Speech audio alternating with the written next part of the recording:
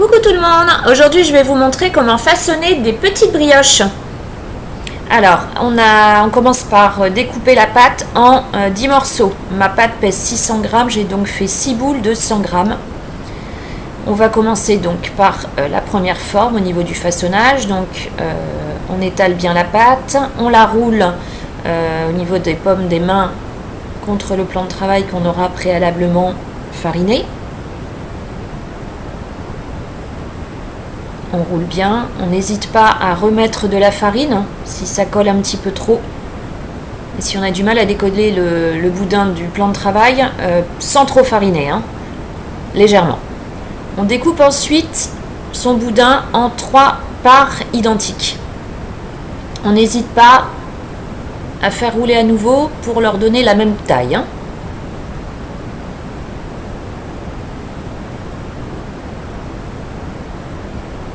On les colle donc sur le haut, un à un, et on va pouvoir commencer à faire une brioche tressée.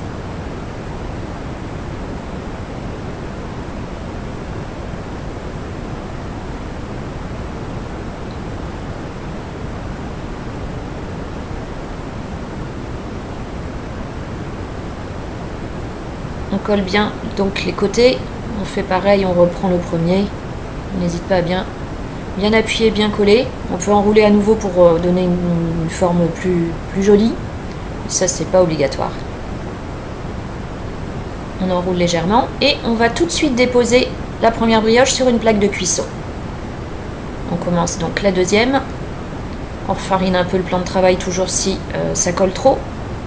On reforme de nouveau un boudin, toujours dans la paume de la main, on fait rouler sur le plan de travail jusqu'à ce que ça s'étende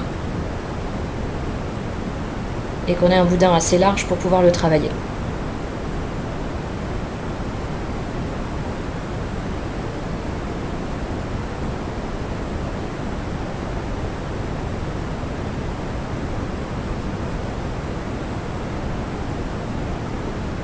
On met un peu de farine comme tout à l'heure, si ça se colle un peu. Là on va faire une brioche avec un nœud. On fait un nœud normal. On l'enroule, on tire un peu, on essaie de faire un nœud tout simple. Voilà. Et là, chaque côté qui nous reste, on va l'enrouler autour. On fait pareil avec le deuxième. On vient enrouler. Et on vient bien coller chaque bout. On reforme pour former une belle brioche. Voilà, et là, même chose sur la plaque de cuisson. Troisième brioche, un peu comme la première. Donc on recommence, toujours la même manipulation. On forme un boudin, on vient rouler dans la paume des mains sur le plan de travail fariné. Ça n'a pas changé depuis tout à l'heure, c'est toujours pareil. On met un peu de farine, toujours, si ça colle.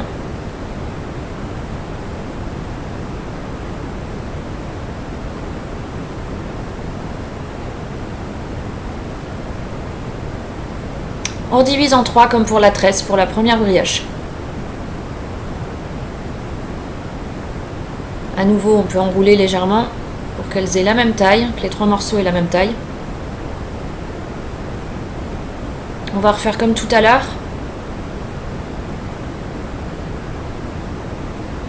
Si c'est un peu trop épais par rapport aux deux autres, on recommence à rouler.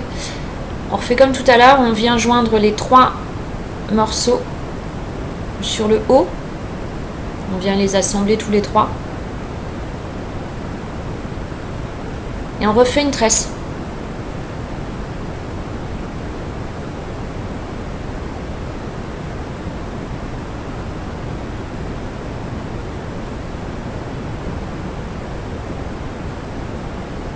On recolle bien donc les extrémités, chaque côté. Donc la première, on retourne et on fait la même chose. On peut reformer la tresse parce qu'elle a tendance à être moins jolie au départ. Donc on peut essayer de la reformer, qu'elle soit parfaite. Voilà, on reforme et on vient bien joindre les 3 bouts à l'extrémité. Et là en fait on va rouler, on va rejoindre les 2 extrémités de chaque côté On les rejoint. Et là, ça fait une tressée en boule.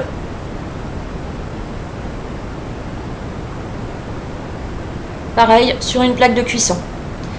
Donc toutes les brioches sont formées. On vient les badigeonner du jaune d'œuf avec de l'eau. Du lait, pardon, avec du lait. On peut rajouter un petit peu de lait. On vient badigeonner chaque brioche une première fois. Quand elles sont toutes badigeonnées, on va laisser poser.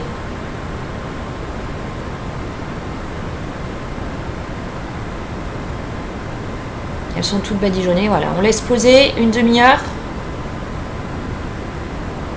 Et quand ça a posé, voilà, là ça a poussé, elles sont plus gonflées les brioches, on le voit. On recommence. On rebadigeonne chaque brioche.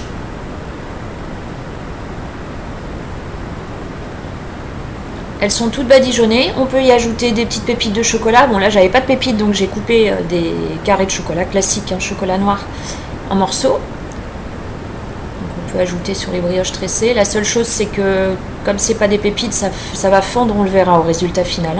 Le chocolat aura fondu, mais bon, c'est pas gênant. On peut ajouter des morceaux de sucre, des billes de sucre. On peut ajouter des graines de sésame. C'est ce que je fais là. J'ajoute des graines de sésame et après on peut également les manger nature ou alors les manger avec de la pâte à tartiner, de la confiture. Donc là elles ont été mises au four à 180 pendant 15 minutes et quand on les sort du four, on les dépose sur une grille tout de suite pour éviter que la cuisson continue à se faire. Je vous mettrai donc en lien la recette des pains au lait, mais vous l'avez également sur une vidéo précédente. Je vous montre comment faire la pâte des pains au lait et le façonnage classique. Voilà, j'espère que la recette vous a plu.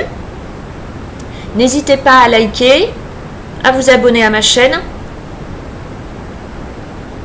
Et n'hésitez pas également à me retrouver sur mon blog. Vous avez d'autres vidéos, vous avez plein d'autres recettes sur quandmargotpâtisse.com.